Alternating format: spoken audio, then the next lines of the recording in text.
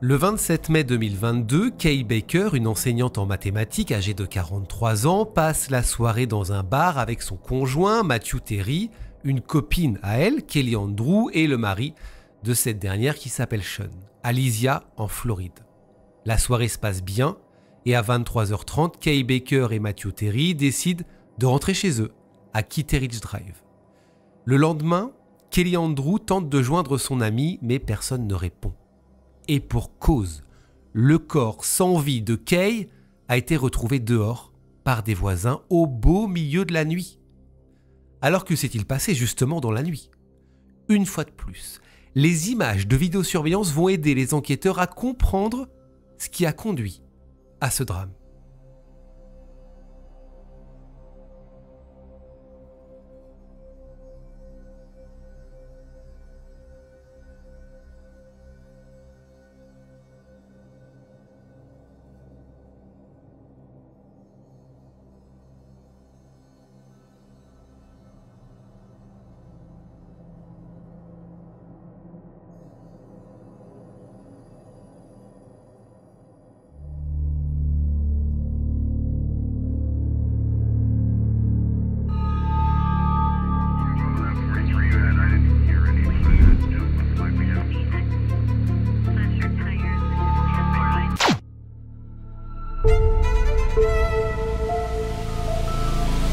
Bonjour à tous, j'espère que tout va bien, je suis très heureux de vous retrouver pour une toute nouvelle vidéo. Bienvenue à ceux qui nous rejoignent, n'hésitez pas d'ailleurs à activer la cloche de notification pour être au courant des prochaines vidéos qui arrivent tous les mardis à 18h et quand j'en ai le temps évidemment, les vendredis également à 18h. Il y a aussi quelques nouveautés qui arrivent sur la chaîne mais je vous en dis pas plus. Aujourd'hui, c'est la tragique histoire de Kay qui nous intéresse. Vous allez voir qu'encore une fois, la vidéosurveillance est omniprésente dans cette histoire. On va peut-être un petit peu plus que d'habitude analyser toutes ces images de vidéosurveillance. Donc restez bien jusqu'à la fin de la vidéo. C'est parti.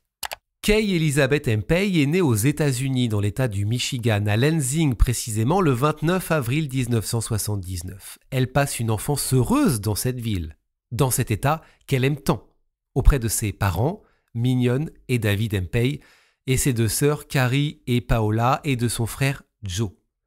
Pendant son enfance, Kay est très appréciée de ses camarades. Elle est décrite comme une jeune fille fougueuse, hilarante et déterminée. Grâce à cette personnalité appréciée de tous, Kay devient une jeune femme épanouie, heureuse. Lors de ses années au lycée, elle a l'habitude de faire du babysitting pour gagner un petit peu d'argent, notamment pour des voisins à Lansing, et elle s'entend très bien avec les enfants, et ce, peu importe leur âge. Elle a de nombreux amis, où qu'elle aille, et elle aime beaucoup voyager, mais pour toujours revenir dans son Michigan natal qu'elle aime par-dessus tout.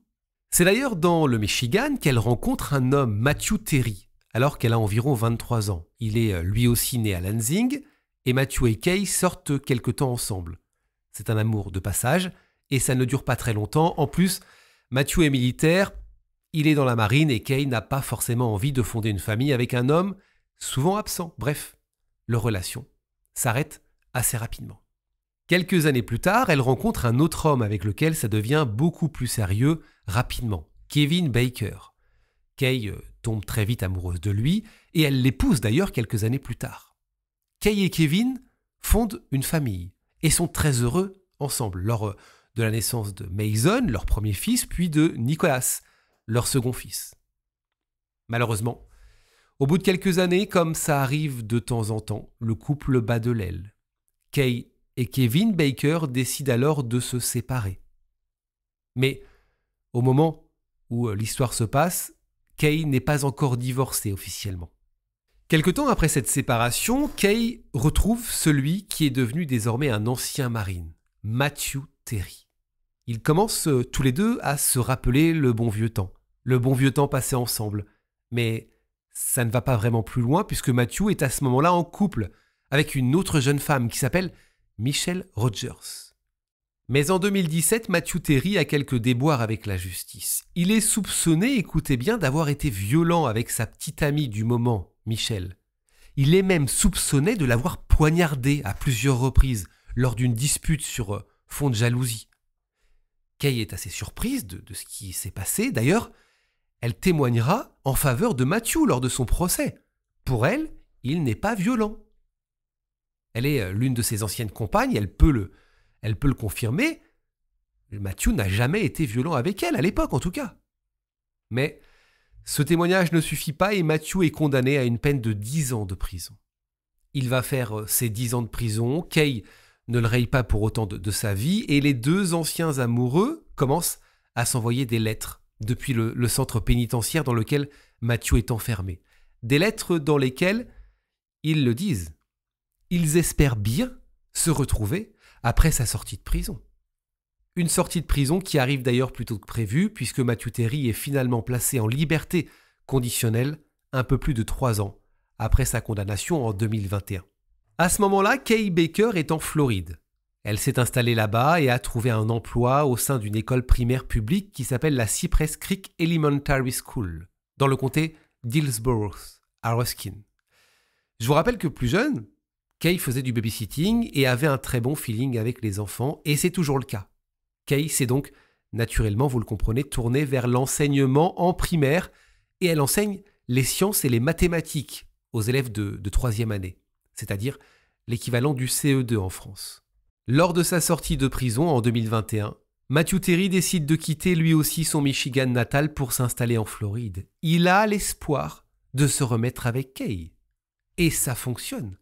Kay et Matthew retombent amoureux et décident de donner une deuxième chance à leur histoire. Cette année-là, en 2021, Kay et Matthew se remettent donc ensemble et ils vivent dans une belle maison sur Keteridge Drive, une petite rue tranquille, située à Alicia, en Floride, à une vingtaine de kilomètres de son lieu de travail. En 2022, Kay Baker est alors âgée de 43 ans, Matthew Terry, lui, est un petit peu plus vieux qu'elle, il a 47 ans, et ils sont très bien ensemble. Kay, c'est toujours cette jeune femme pétillante, avec un beau sourire, drôle, pleine de vie. Elle est très appréciée dans l'école dans laquelle elle travaille, aussi bien par ses collègues, ses élèves que par les parents de ces derniers. Et, on l'a déjà dit, elle a de nombreux amis. Le vendredi 27 mai 2022, justement, Kay Baker a prévu de passer la soirée avec des amis. C'est un jour un peu spécial pour Kay puisque c'est le dernier jour d'école avant les grandes vacances.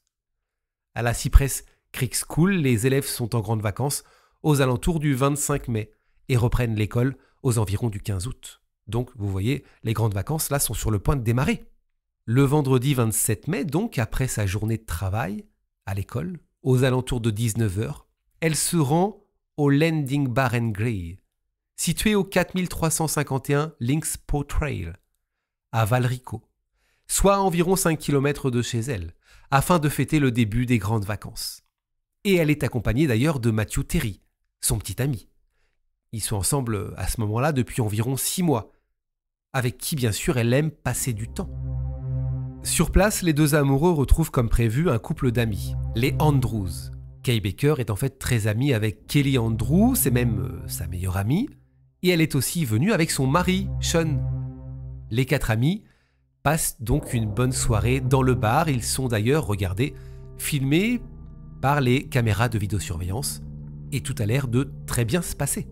À la même table, Matthew, vêtu d'un t-shirt vert kaki, et Sean, qui est lui en bleu, discutent autour d'un verre, avec Kelly qui porte un t-shirt orange. De l'autre côté, on a Kay. Elle est en rouge, elle semble discuter avec un autre couple d'amis, Tara, en t-shirt noir, et son mari qui est en face, qui porte une casquette blanche. Sur ces images, on constate que Kay et Kelly sont très contents de passer un peu de temps ensemble, et franchement ça se voit. On les voit d'ailleurs sur les images de vidéosurveillance se faire un câlin à un moment donné.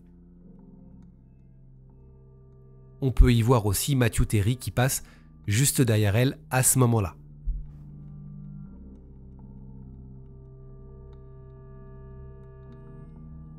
Bref, rien ne laisse présager que la vie de Kay Baker va basculer quelques heures plus tard.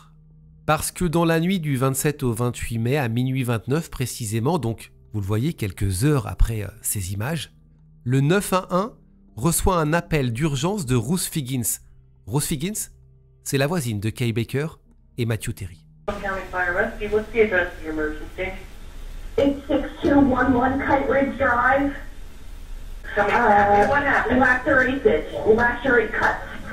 Okay, who's cut? Next door, who is this? It's a teenager. Okay, male or female? I think it's a girl.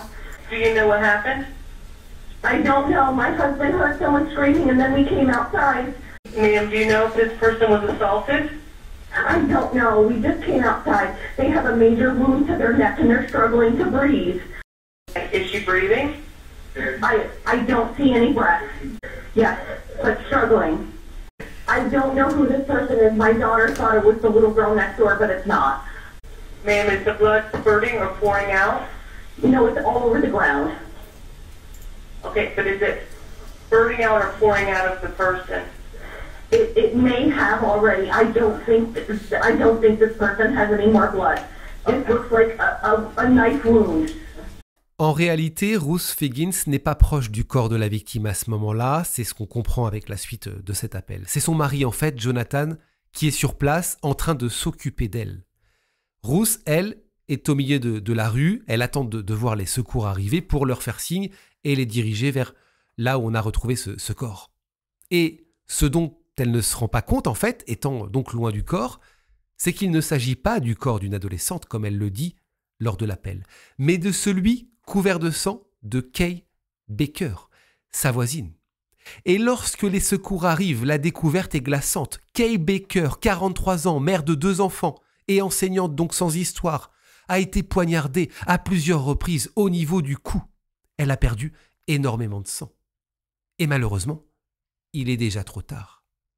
Malgré leur intervention et les premiers gestes de secours administrés par le voisin Jonathan Figgins, les ambulanciers ne peuvent rien faire et Kay Baker est déclarée morte dans la nuit, sur place. Immédiatement, une enquête est ouverte pour meurtre et le bureau du shérif du comté d'Hillsborough est envoyé sur place ainsi qu'un médecin légiste pour effectuer les premières constatations. La victime est alors bien identifiée comme étant Kay Baker et les agents demandent un mandat de perquisition immédiatement pour fouiller sa maison, qui n'est pas très loin. À l'intérieur, plusieurs éléments étonnants. D'abord, la porte de la salle de bain semble avoir été enfoncée, puis une chambre semble avoir été verrouillée de l'intérieur, mais la porte aurait été forcée.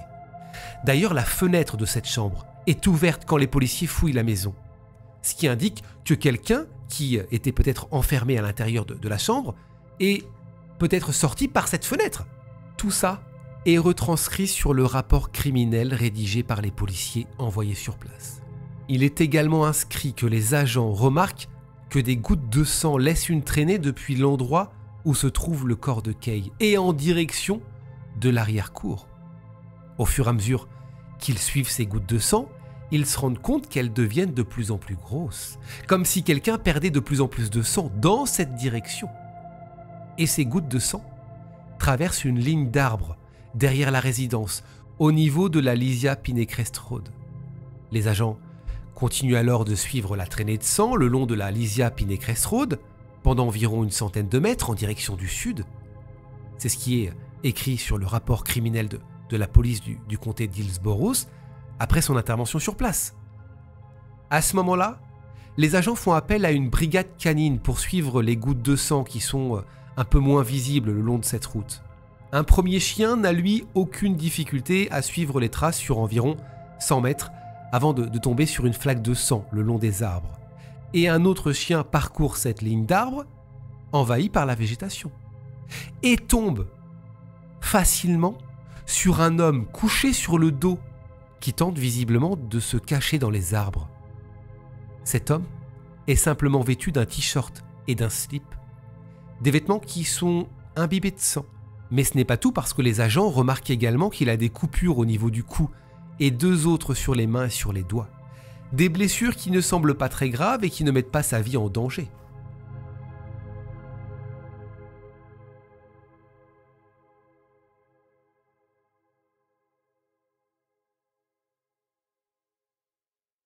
À 5h11 du matin précisément, l'homme est interpellé et identifié comme étant le compagnon de Kay Baker, Matthew Terry. Mais que fait-il là? Pourquoi est-il blessé lui aussi? Les enquêteurs à ce moment-là n'excluent aucune piste et pensent même que Kay et Matthew ont pu être agressés tous les deux par une troisième personne ou par un groupe d'hommes dans leur maison. Mais il est tout de même interpellé et quand on lui pose des questions, il assure assez rapidement qu'il ne dira rien sans la présence de ses avocats. C'est bizarre. L'enquête se poursuit et en début de matinée, les agents du bureau du shérif du comté d'Hillsborough apprennent que Kay et Matthew n'étaient pas chez eux la veille au soir. Et que lors de l'appel du 911 de Ruth Figgins, la voisine, le couple venait juste de rentrer après une soirée avec des amis.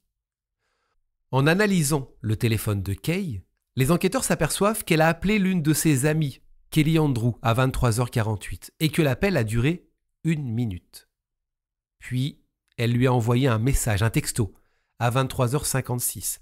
Un message disant ceci, je cite, « Désolé pour ça, tellement bête, tout va bien maintenant. » Message auquel Kelly a répondu, je cite, « Dis à Matt d'arrêter d'être stupide ou je vais frapper dans les couilles. » Et Kelly renverra un message le matin du 28 mai aux alentours de 9h30 parce qu'elle s'inquiète. Voici ce qu'elle dit dans ce message. « Appelle ou envoie-moi un message dès que possible. Ton voisin m'a dit qu'il y avait les flics chez toi cette nuit. » Les enquêteurs comprennent donc qu'il s'est passé quelque chose la veille au soir entre Matthew et Kay, lors de cette soirée probablement au bar, donc avec leurs amis.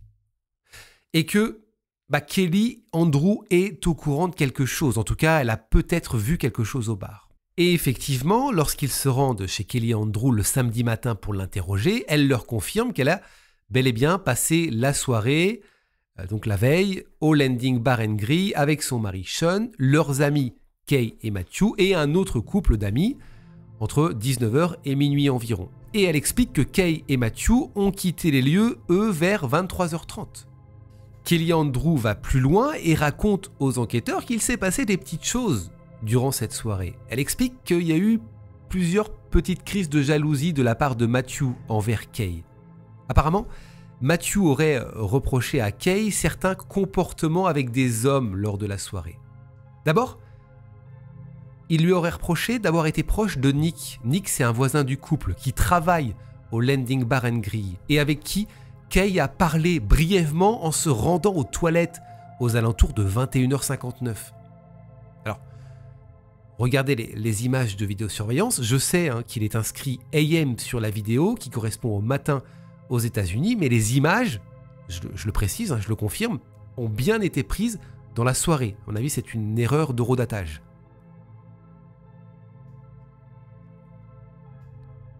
Et regardez ces images, c'est très rapide.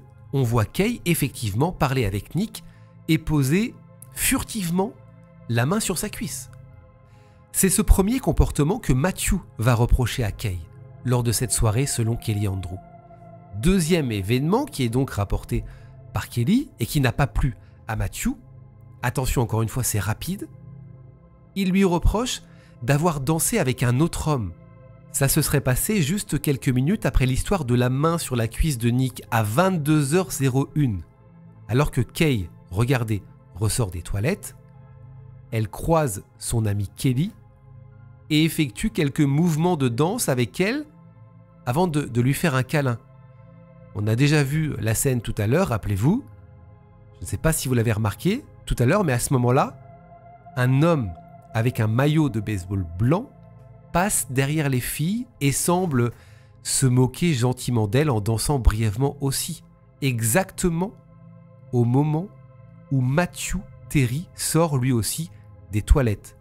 Regardez.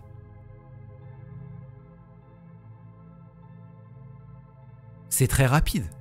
Et Kelly va le confirmer par la suite, les deux jeunes femmes ne connaissent pas cet homme qui passait juste une soirée ici avec des amis lui aussi.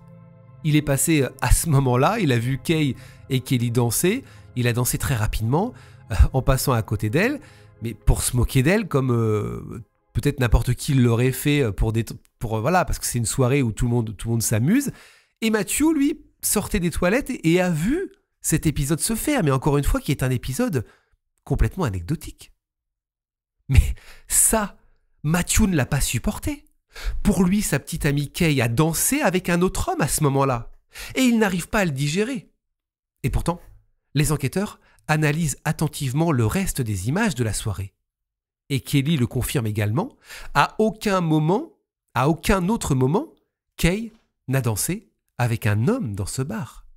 D'ailleurs, cet homme en maillot de baseball blanc ressort des toilettes 2 minutes plus tard, repasse à côté de Kay et Kelly et ne prête absolument pas attention à elle. Et les filles non plus. On comprend bien qu'ils ne se connaissent pas. Et Kelly dira d'ailleurs aux enquêteurs, plus tard en regardant la vidéo, qu'elle n'avait même pas vu que cet homme était repassé dans l'autre sens. À peu près au même moment, la caméra qui filme à l'intérieur du patio du Landing Bar permet de voir que Matthew Terry revient à la table à laquelle ils étaient installés tout à l'heure. Il retrouve Sean, le mari de Kelly, et semble discuter avec lui.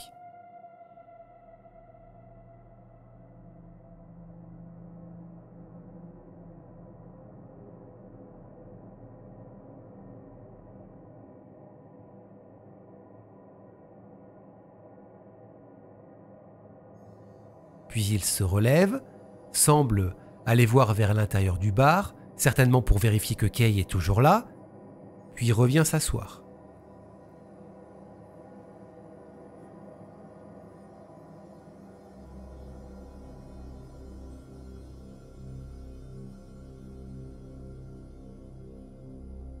À 22h03, Kay revient des toilettes en direction de la table où ses amis se trouvent. Mais là, troisième événement que Matthew ne va pas du tout apprécier. Kay, toujours avec le t-shirt rouge, s'arrête à nouveau à la table de Nick, son voisin, et discute avec lui pendant quelques minutes. Et ça, Matthew le voit très bien, puisqu'il est assis en face, toujours avec ce t-shirt kaki.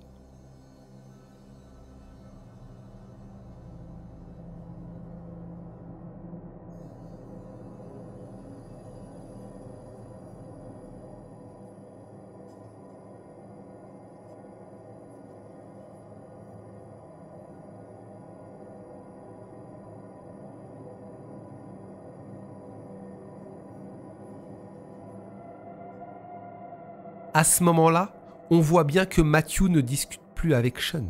Il regarde simplement Kay discuter à la table de Nick.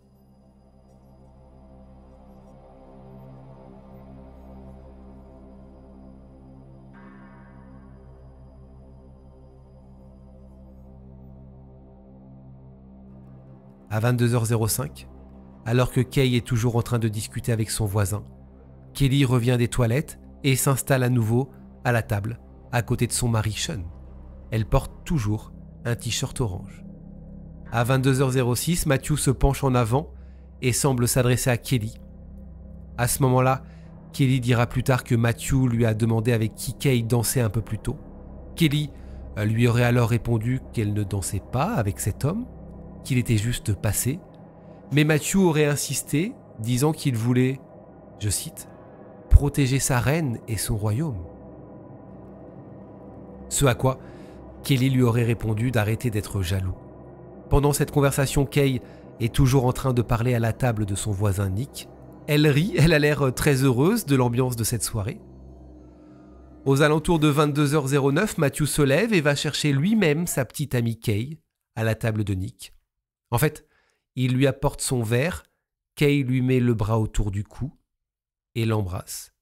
Et Matthew prend part à la conversation.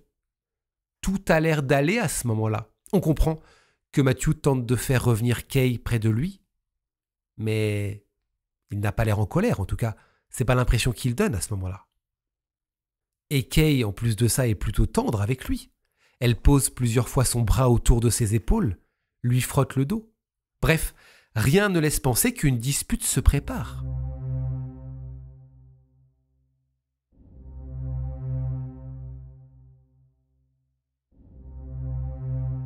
Vers 22h11, Kay et Matthew reviennent à la table où se trouvent leurs amis. Et Kelly l'assure aux enquêteurs, à ce moment-là, Matthew parle encore de cette soi-disant danse de Kay avec l'homme au maillot de baseball. La conversation semble s'animer un petit peu.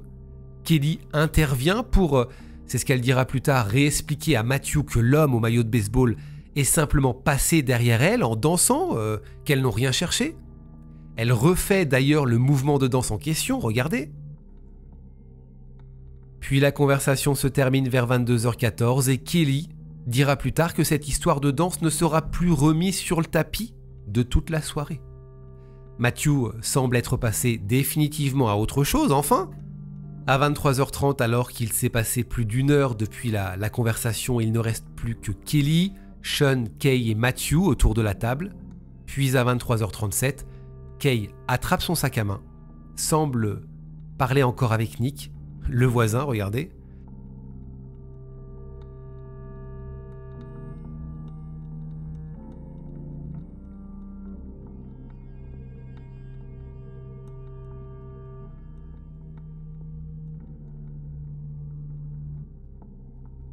Elle dit au revoir à Sean et Kelly, puis le couple s'en va. Kelly dira plus tard que c'est à ce moment précis que Kay et Matthew ont quitté définitivement le landing bar. Il est alors 23h39 sur l'horodatage de la vidéo. Et Kelly assure également que l'histoire de la danse n'est toujours pas revenue dans la conversation.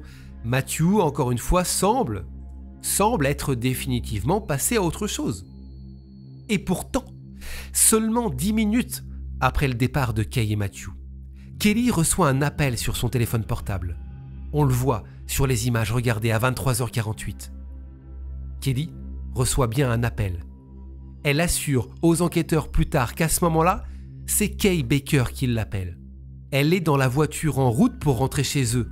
Elle a mis Kelly sur haut-parleur et lui demande de dire une fois de plus à Matthew, qui est en train de conduire, qu'elle ne dansait pas avec l'homme au maillot de baseball. Kelly lui dit d'arrêter d'être jaloux et de laisser tomber cette histoire qui est stupide.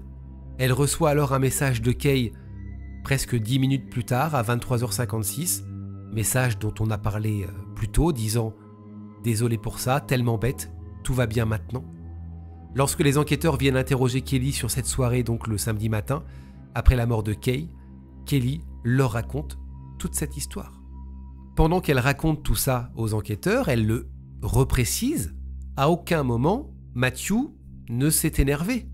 Il n'a pas crié, il n'a pas insulté Kay, il n'y a pas eu de mots plus haut que l'autre, il n'a jamais montré de signe de violence envers elle.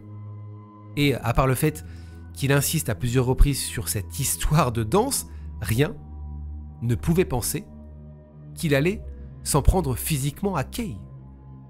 En revanche, elle assure également que Matthew était ivre en quittant le bar, tout comme les autres d'ailleurs, tout le monde avait beaucoup bu à cette soirée. Et pourtant, vous le savez, à peine 30 minutes plus tard, le 911 reçoit l'appel de la voisine Ruth Figgins signalant la présence d'un corps baignant dans son sang. Alors, la dispute a-t-elle pris de l'ampleur ou le couple a-t-il rencontré un autre individu entre-temps? L'enquête se poursuit. Et selon le bureau du shérif, ce qu'il s'est passé ce soir-là ne fait aucun doute.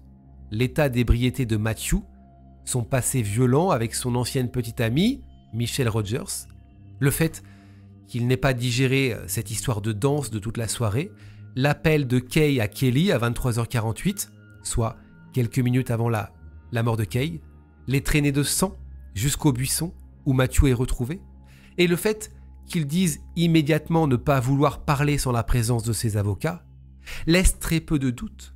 Pour eux, Matthew Terry, en pleine crise de jalousie, a perdu pied et a tué sa compagne avec un couteau de cuisine.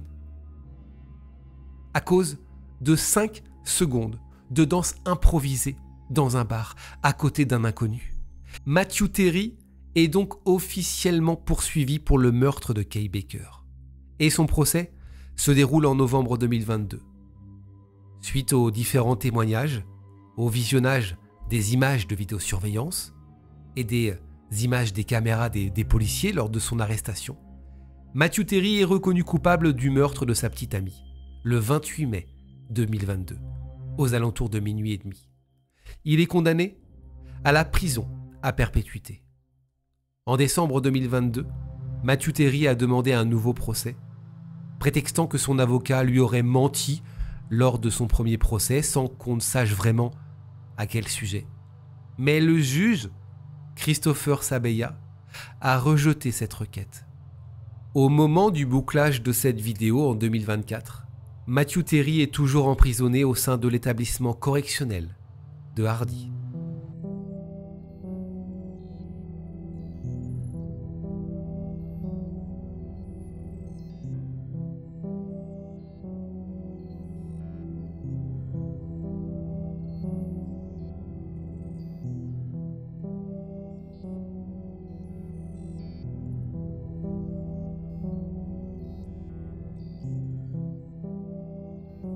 Voilà, c'est la fin de cette vidéo. Merci beaucoup encore une fois de l'avoir suivi jusqu'au bout. C'est une histoire absolument hallucinante parce que quand on analyse les images de vidéosurveillance, où il y a quand même plusieurs longues minutes de séquences, on a l'impression simplement d'assister à une soirée banale entre amis.